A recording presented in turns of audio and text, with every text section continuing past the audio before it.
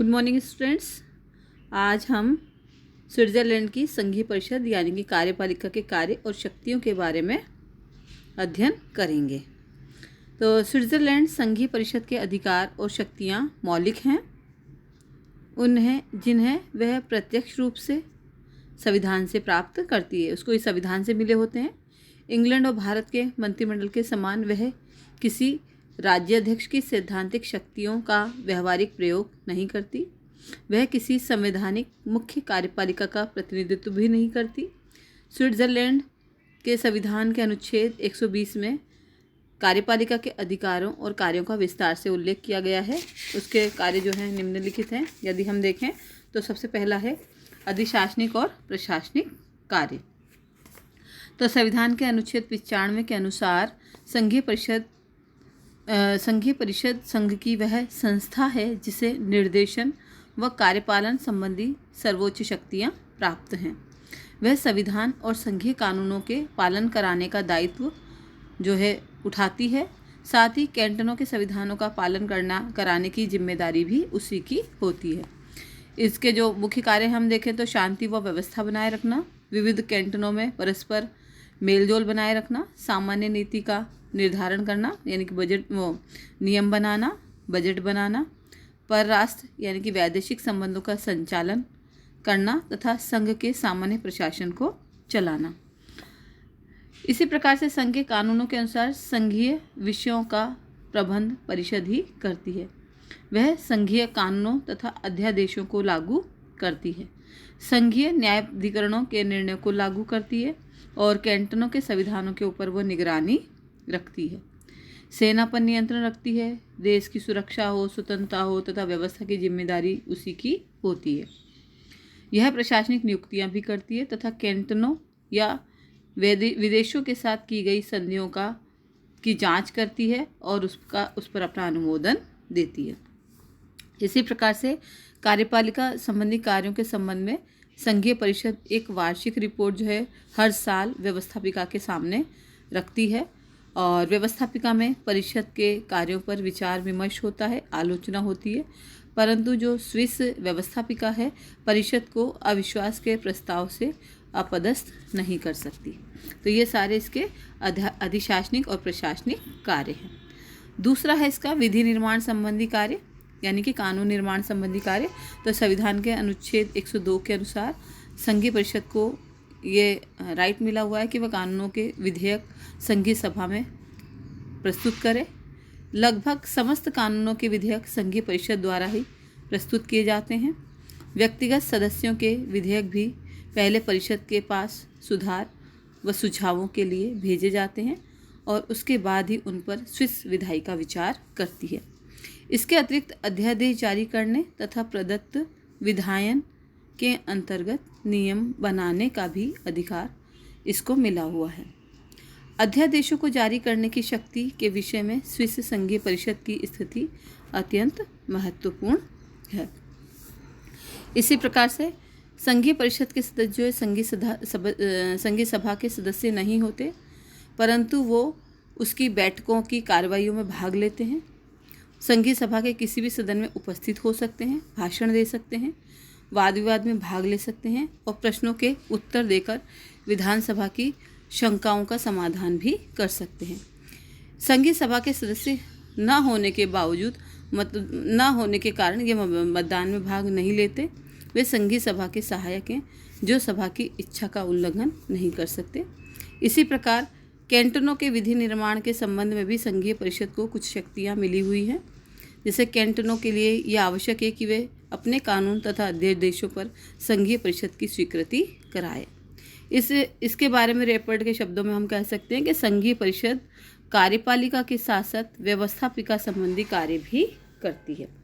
तो हमने देखा कि विधायिनी कार्य में ये संघीय सभा का नेतृत्व करती है और अधिकांश विधेयक इसी के द्वारा प्रस्तुत किए जाते हैं और पास भी हो जाते हैं। अब हम देखते हैं वित्तीय कार्य। वित्तीय कार्यों के अंतर्गत यदि हम देखें तो परिषद जो है बजट तैयार करती है। परिषद ही संघीय बजट को संघीय सभा के सामने स्वीकृति के लिए रखती है। यह स्विस राज्यमंडल के वित्तीय प्रशासन को चलाती है।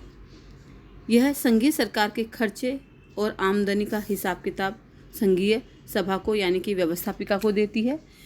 यह राजस्व तथा अन्य करों को इकट्ठा करती है। यह संघीय सरकार के सारे खर्चों की देखभाल करती है जिसकी स्वीकृति संघीय सभा ने दी हुई होती है। यानी कि जो बजट व्यवस्थापिका ने पारित किया है वो बजट उसी रूप में लागू हो रहा है या नहीं, या उस पर उसी प्रकार से अमल किया जा रहा है या नहीं, ये देखने का कार्य इसके द्वारा किया जाता है। अगला है इसके अंदर न्यायिक कार्य। तो संघीय परिषद की कुछ न्यायिक शक्तियाँ भी होती हैं। पहले तो संघीय परिषद ही संवैधानिक कानूनों से संबंधित प्रश्नों के बारे में उठने वाले विवादों का निर्णय किया करती थी, किंतु काफ़ी वर्ष पूर्व यह कार्य संघीय न्यायाधिकरण के क्षेत्राधिकार में आ गया है।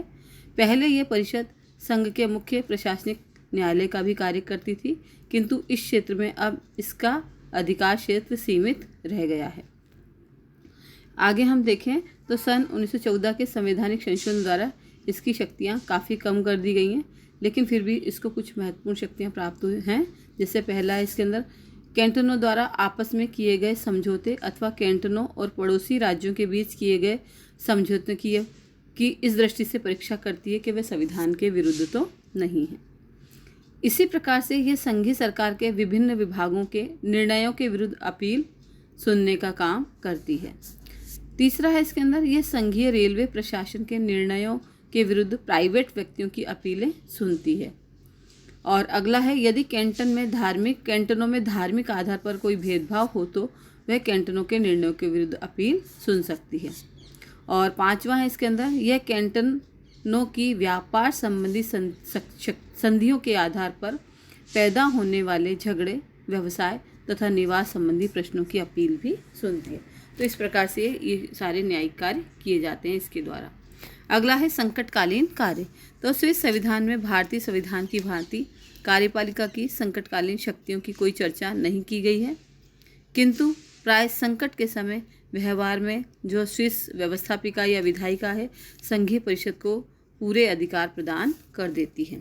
तो संकटकालीन शक्तियाँ इसके बाद अब देखते हैं संघीय परिषद है संघीय सभा में संबंध। तो ब्राइस ने कहा है कि कानूनी दृष्टि से परिषद संघीय सभा की सेवक है, यद्यपि व्यवहार में यह लगभग उतनी ही प्रभाव डालती है जितना कि ब्रिटिश कैबिनेट। संघीय परिषद तो संघीय सभा का संबंध इस प्रकार से हम देख सकते हैं। तो इसमें पहला है कि संघीय परिषद का जो निर्वाचन है संघीय सभा के द्वारा होता है, परंतु संघीय सभा उसे पद से नहीं हटा सकती, उसके विरुद्ध अविश्वास का प्रस्ताव पारित नहीं कर सकती। स्विस संघीय परिषद को संघीय सभा द्वारा पारित विधेयकों पर वीटो की शक्ति प्राप्त नहीं है। इसी प्रकार से संघीय परिषद संघीय सभा का नेतृत्व भी करती है और उसके निर्णयों का पालन भी। यह मार्गदर्शक और अनुगामी दोनों है। यह विधेयकों के बारे में सुझाव देने के साथ साथ विधेयकों का प्रारूप भी तैयार करती है। स्विट्जरलैंड में संघीय सभा के ये अधिकार हैं कि वह परिषद के कार्यों की आलोचना कर सके, उन पर वाद विवाद कर सके, प्रश्न पूछ सके तथा यदि आवश्यक समझे तो उन्हें या उनमें से किसी को भी अस्वीकृत कर सके। दोनों में मतभेद की दिशा में संघीय परिषद अपना पद रिक्त नहीं करती। दूसरे शब्दों में यह संघीय सभा परिषद की इच्छा के विरुद्ध कोई प्रस्ताव पारित कर भी दे तो भी संघीय परिषद को त्यागपत्र नहीं देना पड़ता। और संघीय परिषद सभा के अधीन है, किंतु इसका ये अर्थ नहीं है कि परिषद सार्वजनिक मामलों में कोई प्रभाव नहीं रखती। सभा अधिकतर मामलों में पहल करने का अधिकार परिषद को देती है और परिषद ही शासन का संचालन करती है। संक्षेप में हम देखें तो संघीय परिषद के सदस्य संघीय सभा के एजेंट हैं जो सभा की इच्छा का उल्लंघन नहीं करते। अब हम देखें विशेषज्ञ परिषद की या संघीय परिषद की विलक्षणता। तो सबसे पहला है स्विस संघीय परिषद का अध्ययन करने के पश्चात हम इस निष्कर्ष पर पहुंचते हैं कि इस कार्यपालिका का निरालापन केवल यही नहीं है कि उसमें राष्ट्रपति का पद इतना गौण और अशक्त है कि बेचारा राष्ट्रपति ट्राम पर बैठकर अपने कार्यालय जाता है, बल्कि और भी कई विलक्षणताएं इसमें देखने को मिलेंगी। तो सबसे पहली है विचित्र कार्यपालिका। विचित्र यह इसलिए है कि विश्व के अन्य देशों में या तो संसदात्मक कार्यपालिका या अध्यक्षात्मक स्विट्जरलैंड का कार्यपालिका का निरालापन यह है कि इसमें संसदात्मक और अध्यक्षात्मक दोनों के ही गुण पाए जाते हैं, या वह ना तो अध्यक्षीय कार्यपालिका है और न ही है संसदात्मक कार्यपालिका। इसका निरालापन इसकी मौलिकता है। दूसरा है बहुल कार्यपालिका।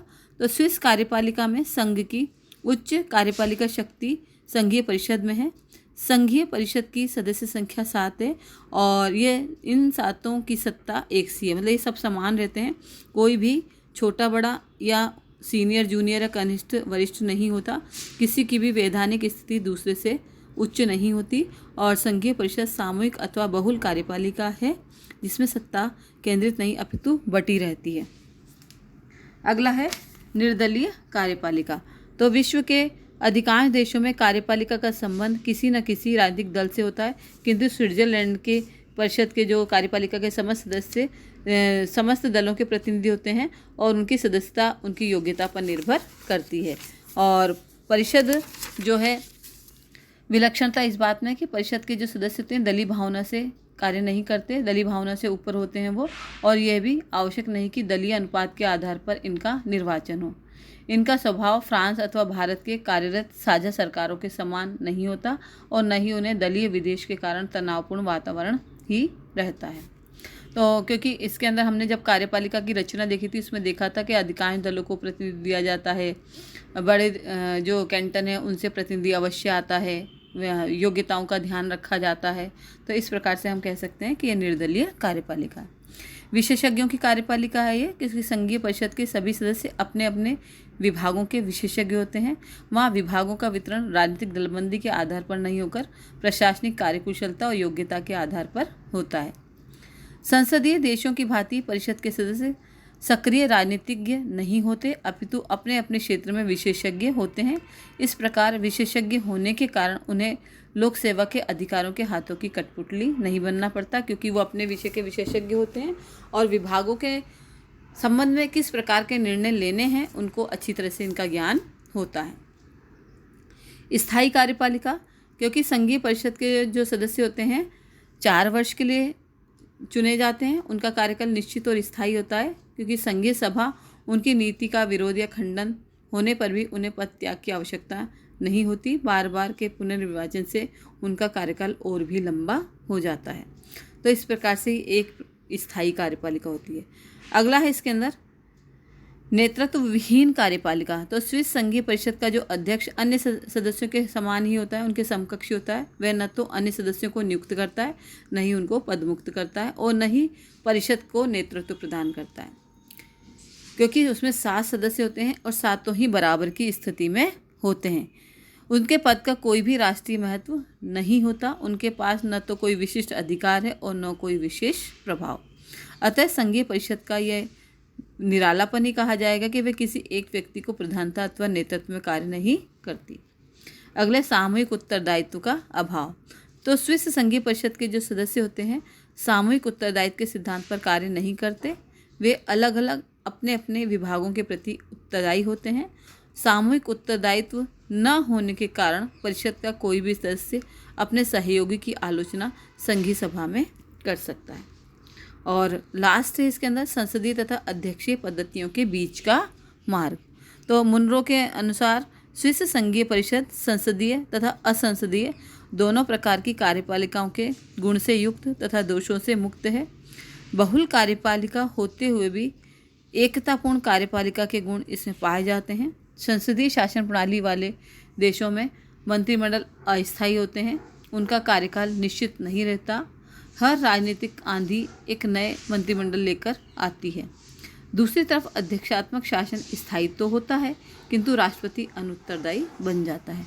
स्विस कार्यपालिका की विलक्षणता इस प्रकार है, क्योंकि इसमें संसदीय उत्तरदायित्व है किंतु संसदीय अस्थिरता से मुक्त है। ये अध्यक्ष स्थायित्व है किंतु अध्यक्षीय अनुत्तरदायित्व से विमुख है ये, और उत्तरदायित्व तथा स्थायित्व का इसमें दोनों का योग पाया जाता है।